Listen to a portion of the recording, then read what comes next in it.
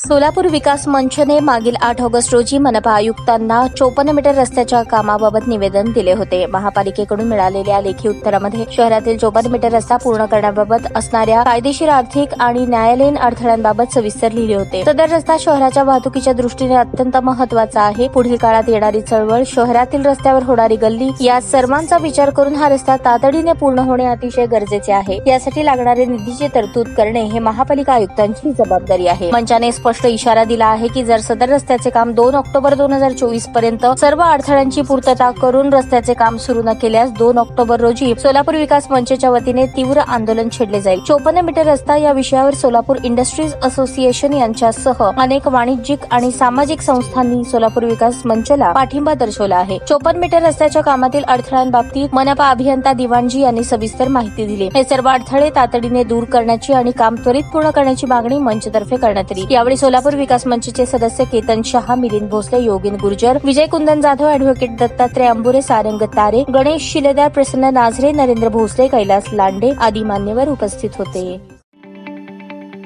ताज्या बातम्या पाहण्यासाठी प्राईम महाराष्ट्र न्यूज चॅनलला सबस्क्राईब करा।